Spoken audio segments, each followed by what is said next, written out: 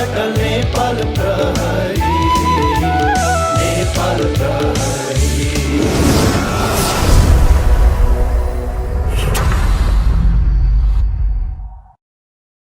जय नेपाल, सत्य सेवा सुरक्षणम। आदरणीय दर्शकबिन, 1 नम्बर प्रदेश प्रहरी कार्यालय विराटनगर र एरिना टेलिभिजन इटहरीको सहकार्यमा निर्माण गरिएको प्रहरी कार्यक्रममा यहाँहरूलाई हार्दिक स्वागत तथा अभिवादन। साप्ताहिक रूपमा यसै समयमा प्रसारण हुने प्रहरी कार्यक्रममा आज हामी 1 नम्बर प्रदेशभरिका मुख्य अपराधिक गतिविधि सम्बन्धी समाचार तथा प्रहरी गतिविधि सम्बन्धी समाचारहरूका साथै जनचेतनामूलक सामाजिक यथार्थपरक टेली चलचित्र आत्महत्या नगरौँ भाग 3 लिएर उपस्थित भएका छौँ। आउनुहोस् कार्यक्रम सुरु गरौँ अपराध सम्बन्धी समाचारबाट।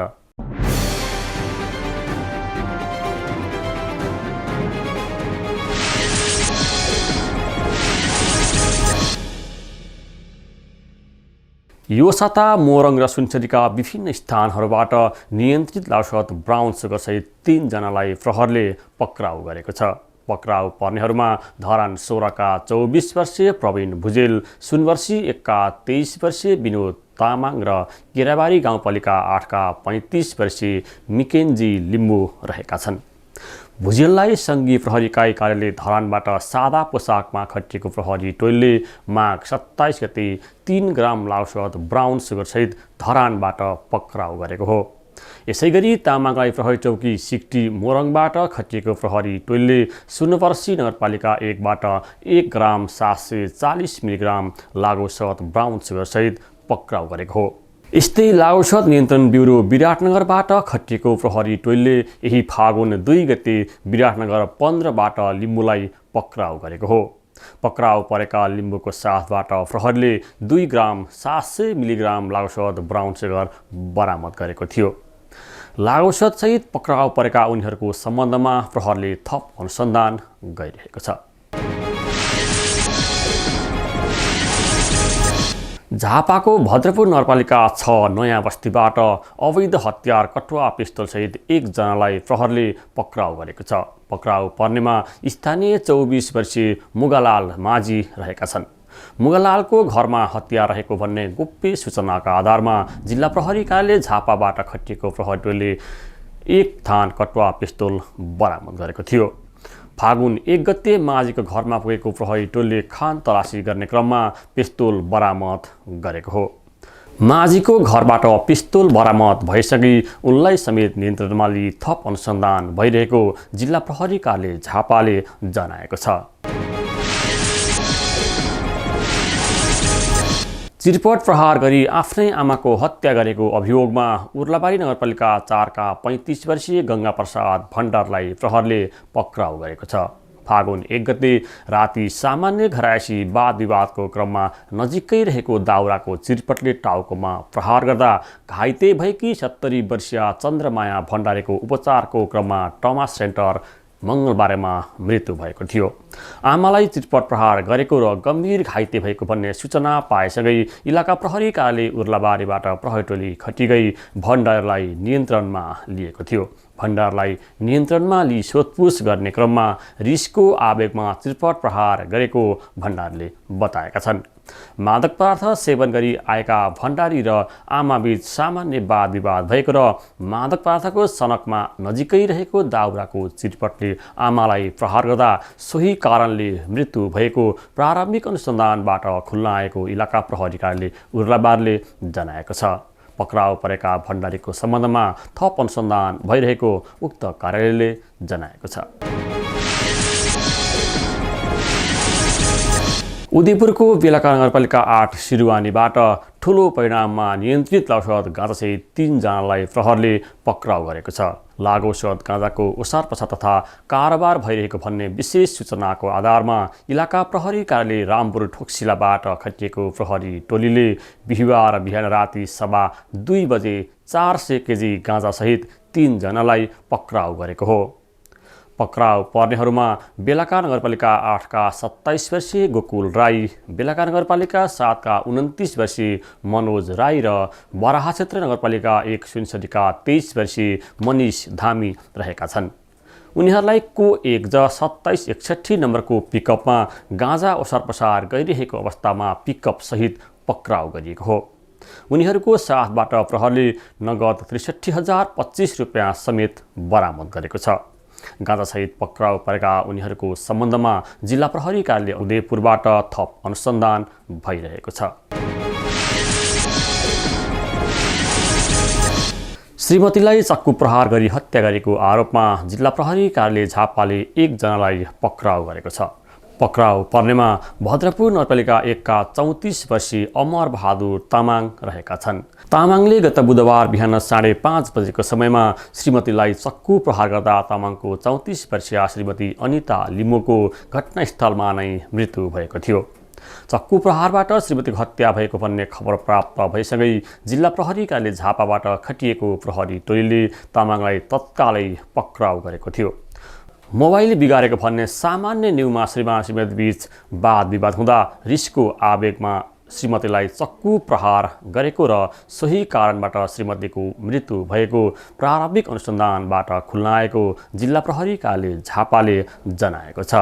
घटना सम्बन्धमा प्रहरीले थप अनुसन्धान गरिरहेको उक्त कार्यालयले जनाएको छ। अब प्रहरी गतिविधि सम्बन्धी समाचार।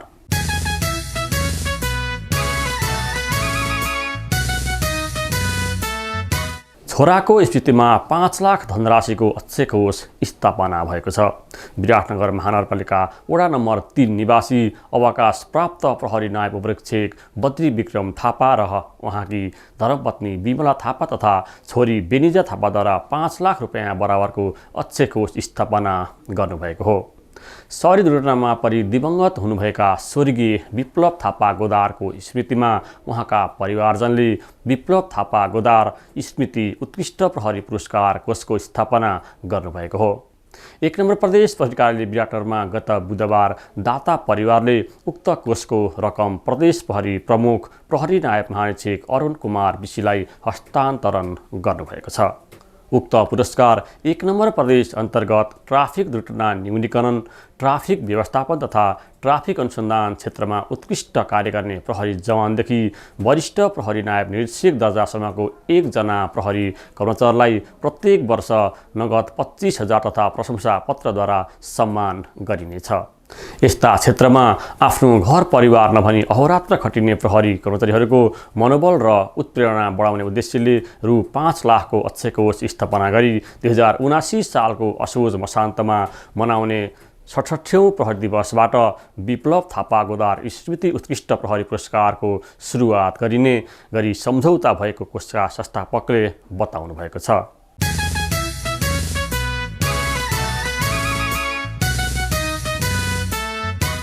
1 नम्बर प्रदेश प्रहरी कार्यालय विराटनगरले 2 जना प्रहरी कर्मचारीहरूलाई माघ महिनाको सर्वोत्कृष्ट प्रहरी घोषित गरेको छ। सर्वोत्कृष्ट प्रहरी घोषित हुनेमा इलाका प्रहरी कार्यालय रङ्गेली मोरङमा कार्यरत प्रहरी निरीक्षक अनमोल खड्का र 1 नम्बर प्रदेश प्रहरी कार्यालय विराटनगर अनुसन्धान समूहमा कार्यरत प्रहरी नायब निरीक्षक फिरोज कुमार चौधरी रहेका छन्। विभागीय मूल्य मान्यता आदेश निर्देशनको पालना गरी व्यावसायिक, लगनशील र कर्तव्यनिष्ठ कार्य गर्ने उहाँहरूलाई 1 नम्बर प्रदेश प्रहरी कार्यालय विराटनगरले माघ महिनाको सर्वोत्कृष्ट प्रहरी घोषित गरेको हो। पुरस्कृत हुनुभएका प्रहरी अधिकृतहरूले मोरङको उखुबारीमा भेटिएका 2 वटा शव र ललितपुरको गोदावरीमा भेटिएको एउटा शवको सम्बन्धमा सफल अनुसन्धान गरी दोषीलाई कानुनी दायरामा ल्याउन सफल हुनुभएको थियो। यसरी नागरिक समक्ष प्रहरीको छवि उच्च बनाउनेतर्फ प्रशंसनीय कार्य गरेकोले उहाँहरूले सम्पादन गरेको उत्कृष्ट कार्यको उच्च मूल्याङ्कन गर्दै 2078 साल माघ महिनाको सर्वोत्कृष्ट प्रहरी घोषणा गरी पुरस्कृत गरिएको हो। प्रहरी कर्मचारीहरूको मनोबल उच्च बनाउने तथा सम्पादित कार्यको उचित मूल्याङ्कन गर्दै 1 नम्बर प्रदेश प्रहरी कार्यालय विराटनगरले 1 नम्बर प्रदेशभरिका प्रहरी कर्मचारीहरू मध्येबाट प्रत्येक महिना सर्वोत्कृष्ट प्रहरी छनौट गर्दै आइरहेको छ।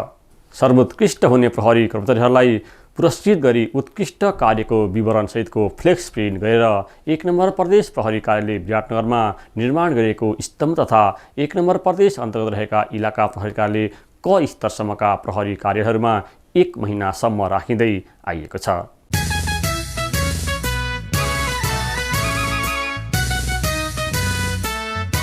दर्शकबिन अबको पालो रहेको छ जनचेतनामूलक सामग्रीको।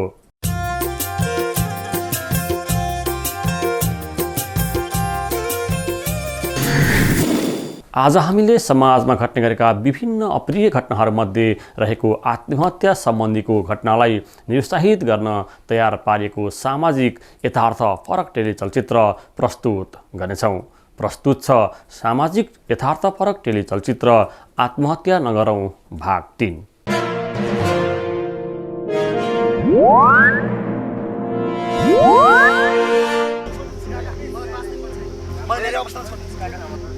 तपाईँहरूको के समस्या हो? के भयो तपाईँहरूलाई?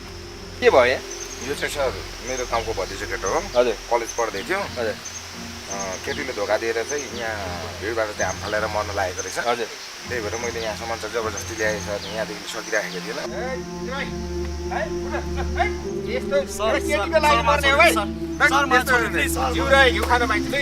आज हाम्रो कार्यक्रम छ। तपाईँहरू जस्तो युवालाई एउटा सचेतना कार्यक्रम हामीले गर्दैछौँ। ल त्यो कार्यक्रममा सरिक हुनुपर्छ। ल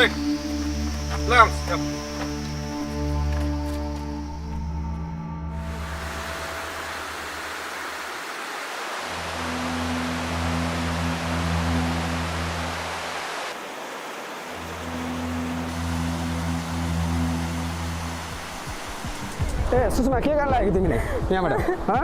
के भयो? अङ्कल म फेल भएँ। अनि फेल भयो भने यहाँबाट हाम फाल्न खोज्नुहुन्छ त भनेको? के भयो? ल यसरी चाहिँ अनि हाम फाल्नु हुन्छ त? धेरै पढेर फेरि दोहोऱ्याएर पास गर्नुपर्छ। के भयो एउटा चाहिँ? हेर्नु ठ्याक्कै तपाईँहरू पनि आइपुग्नु भएछ बेलैमा। यो सुषमाले यहाँबाट चाहिँ आत्महत्या गर्न लागिरहेको रहेछन्। परीक्षामा फेल भयो भन्दैमा तपाईँको झन्डै आत्महत्या गरेको छ। धन्दा बेलैमा म आइपुगेर उनको चाहिँ ज्यान सेभ गऱ्यो। हेर्नु आत्महत्या झन्डै गरिहालेको रहेछ। परीक्षामा फेल हुँदा मर्नु हुँदैन बहिनी। आज नेपाल प्रहरीले तपाईँहरू जस्तैको लागि सचेतना प्रशिक्षण कार्यक्रम आयोजना गर्दैछ। कार्यक्रममा सबै पनि जाउँ, हिँड्नुहोस्।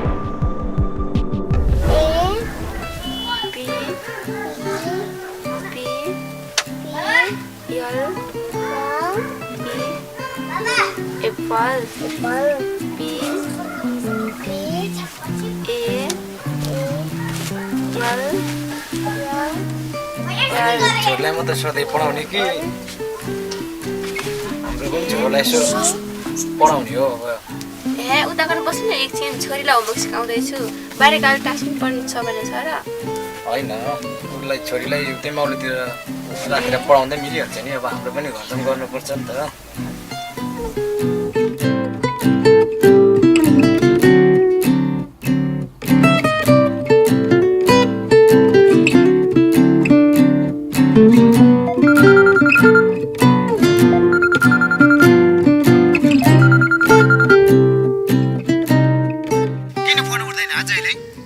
मेरो फोन उठाउनु मात्र काम हुन्छ नि। किन झर्केको? राम्रोसँग बोल्न सक्दैनौ? किन 24 घन्टा फोन गर्नु त? सुने न, मेसिनले मेरो हात घुम्यो। सायद यो हप्ता म घर आउँछु। छोरीलाई कस्तो छ? ठिक छ। अलि जोगिएर काम गर्नु पर्दैन? अब के गर्ने? मलाई नि हात घुमाउने छ त। कहाँ थियो र? ल आफ्नो ख्याल गर्नु, छोरीको नि ख्याल गर्नु। म यो हप्ता घर आउँछु होला।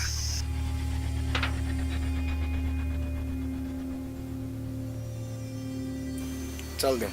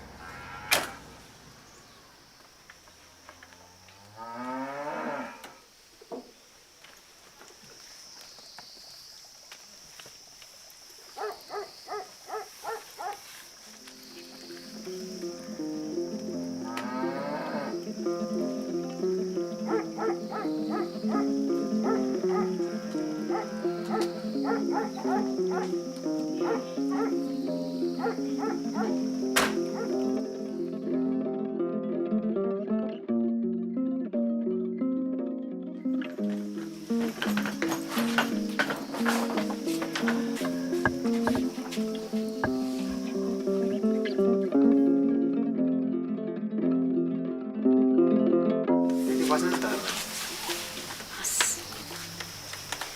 गोपाल भाइ तपाईँ पनि आइपुग्नु भएछ।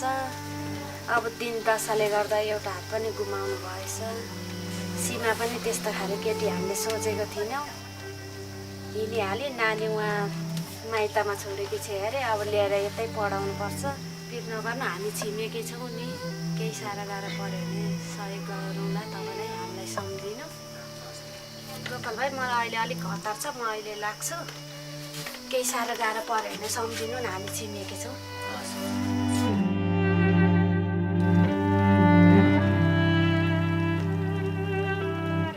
सुन्नुहोस् त, घरमा को हुनुहुन्छ? घरमा कोही हुनुहुन्न?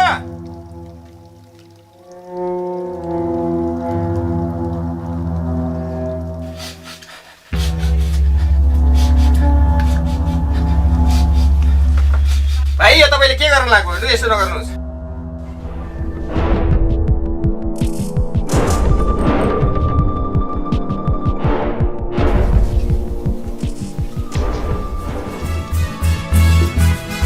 हर प्रहर गाउँ र नगरी, टोल टोलमा नेपाल प्रहरी, टोल टोलमा नेपाल प्रहरी। यहाँहरू सबैलाई नमस्कार। आजको यस समुदाय प्रहरी सहायता कार्यक्रम अन्तर्गतको सुरक्षा सम्बन्धी सचेतना कार्यक्रममा यहाँहरू सबैलाई हाम्रो निमन्त्रणालाई स्वीकार गरेर तपाईँहरू पाल्नु भएको छ। हार्दिक स्वागत गर्दै म आजको मूल विषयवस्तुमा प्रवेश गर्न चाहन्छु।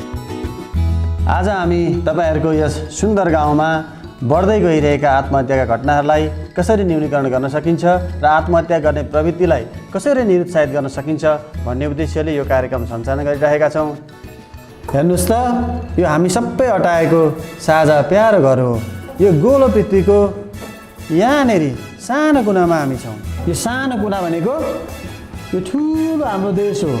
यसमा पनि हामी अहिले खोटाङमा छौँ र खोटाङ जिल्ला भनेको चाहिँ यो खोटाङ जिल्लाको कुनै न कुनै गाउँमा तपाईँ हामी बाँचेका छौँ र सानातिना समस्याहरू तपाईँ हामी सबैसँग छन्। तर ती सानातिना समस्याहरूलाई जुधेर हामीले बाँच्न सक्यौँ, खुसी रहन सक्यौँ भने त्यो नै जीवन जिउने एउटा सुन्दर कला हुन्छ। मर्नु त एक दिन छँदैछ। आखिरी हामीहरू यस धरतीमा जन्मिएर आइसके पछाडि निरन्तर हाम्रो मर्ने प्रक्रिया त सुरु भइसकेको हुन्छ। एक दिन यसको अन्तिम अथवा समाप्ति मात्रै हुने भयो। तसर्थ यति राम्रो यो जीवनलाई, सुन्दर जीवनलाई हामीले अकालमै यसलाई आत्महत्या गरी सिद्ध्याउनुहुन्न। हामीले बाँच्नुपर्छ। जीवनमा गाह्रा सारा परिस्थितिहरू आउँछन्। सुख दुःख त ऋतुहरू जस्तै हुन्। जसरी ऋतुहरू बदलिन्छन् त्यसै गरी सुख दुःखहरू पनि बदलिरहन्छन्। हाँसो खुसी भइरहन्छ। यी सम्पूर्ण परिस्थितिहरूलाई हामीले आत्मसात गरेर एउटा जीवनको डोरी हामीले समातिराख्नुपर्छ। साना साना आएका परिघटनाहरूको कारणले गर्दाखेरि, सम्बन्धमा आएका टक्रावको कारणले गर्दाखेरि अथवा आफूले सोचेका, आफूले आँटेका कामहरू पुरा नभएको कारणले गर्दाखेरि एउटा कुरा भएन भन्दैमा हामीले जीवन सिद्ध्याउनुहुन्न। यो जीवन हामीलाई एउटा ईश्वरको एउटा अनुपम एउटा सुन्दर उपहार हो। यसलाई हामीले सुन्दरताका साथ, सहजताका साथ बाँच्नुपर्छ। र हाम्रो धार्मिक मान्यताहरू पनि छ। हाम्रो जीवन चाहिँ सहज तरिकाले हामीले सकिनौँ भनेदेखि बिच बाटामै रहन्छौँ, स्वर्ग पुगिनु नर्क जान्छौँ, भूत पिशाच बनिन्छौँ भन्ने धार्मिक मान्यता पनि छ। हाम्रा बुढापाकाहरूले पनि भन्नुहुन्छ। त्यस कारणले गर्दाखेरि यो सृष्टिको एउटा सुन्दर फुल जीवन हो र हामी सबैले यो सङ्घर्ष गरेर बाँचेर यो फुलको चाहिँ हामीले बासना लिनुपर्छ। पारिवारिक झगडा र बेमेल, परिवारका सदस्यहरूको गलत सङ्गतमा फस्नुको कारण, त्यसै गरी लागु पदार्थको सेवन, मादक पदार्थको सेवन जस्ता अखाद्य कुराहरूको सेवनले तपाईँहरूका श्रीमान, श्रीमती अथवा परिवारका सदस्यहरू त्यस्तो लतमा फसेर तपाईँहरूलाई चाहिँ शारीरिक तथा मानसिक यातना दिइरहनु भएको छ भनेदेखि अथवा घरेलु हिंसा गरिरहनु भएको छ भनेदेखि तपाईँहरूले त्यसैको कारणले गर्दाखेरि आत्महत्या जस्तो एउटा कायर र कमजोर मनस्थितिमा पुगिरहनु पर्ने अवस्था हुँदैन।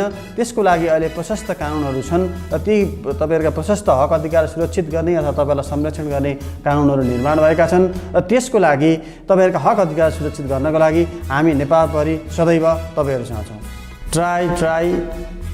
ट्राई अन्टिल यु डाई भनेर भन्छन्। त्यस कारणले गर्दा एकपटक हामी कुनै प्रेममा अथवा आफूले चाहेको कुनै गर्न लागेको व्यवसायमा अथवा आफूले कुनै त्यस्तो कुराहरू गर्न राखेका छन् भने त्यसमा असफल हुँदैमा हामीले निराश भएर यो जीवनलाई नि त्याग्ने त्यस्तो चाहिँ निर्णयमा हामीले पुग्नुहुन्न। किनभनेदेखि जीवन भनेको एउटा सङ्घर्ष हो। एकपटक असफल भयो भने पुनः सफल हुन सकिन्छ र जीवनको महत्त्व भनेको हिँडिरहँदाखेरि लडेर त्यत्तिकै छोड्ने होइन कि लडेर पुनः उठ्नुमा चाहिँ जीवनको महत्त्व र जीवनको उद्देश्य रहेको हुन्छ। हामीले त्यो अनुसारले बुझेर अगाडि बढ्नुपर्दछ। प्रेम अथवा हाम्रो जीवनसाथी अथवा विवाहको कुरा गरौँ, यी हाम्रा सम्बन्धहरू छन्। यी सम्बन्धहरू हाम्रो अति आवश्यक सम्बन्धहरू हुन् र यिनै सम्बन्धहरू एकपटक फेल हुँदैमा चाहिँ हामीले जीवनबाट एकदम हारेर हताश खाएर अब सबै कुराहरू सक्यो, मेरो त यति नै हो भनेर हामीले त्यति धेरै निराश हुनुपर्ने अवस्था हुँदैन। किन एकपटक असफल भइसके पछाडि पनि पुनः जीवनका सम्भावनाहरू प्रशस्त हुन्छन्। हामीले त्यो अनुसार नै एउटा उज्यालो भविष्यको कल्पना गर्दै सदैव सकारात्मक सोचेर अगाडि बढ्नुपर्दछ।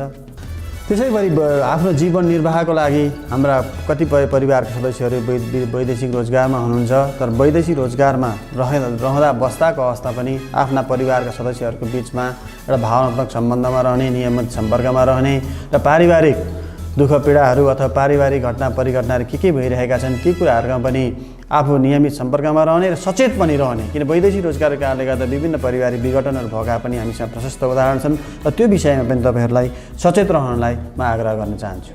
शारीरिक अशक्तता अर्थात् अपाङ्गता, दीर्घरोग, आफ्नो वृद्ध उमेर आदि जस्ता कारणहरूले गर्दा पनि तपाईँहरूको जीवनप्रति मोह भङ्ग भई आत्महत्या गर्ने जस्तो एउटा कमजोर मनस्थितिमा पुग्नु भएको छ भने पनि अहिले तपाईँहरूलाई तिनै तहका सरकारहरू, स्थानीय प्रदेश र केन्द्र सरकार तपाईँहरूका घाउलाई अथवा तपाईँहरूका पीडालाई मलमपट्टि लगाउने विभिन्न कार्यक्रमहरू छन् र ती कार्यक्रमहरूसँग पुग्नको लागि तपाईँहरूलाई हामी सहजता अथवा सहज बनाउनको लागि सदैव हामी रहनेछौँ।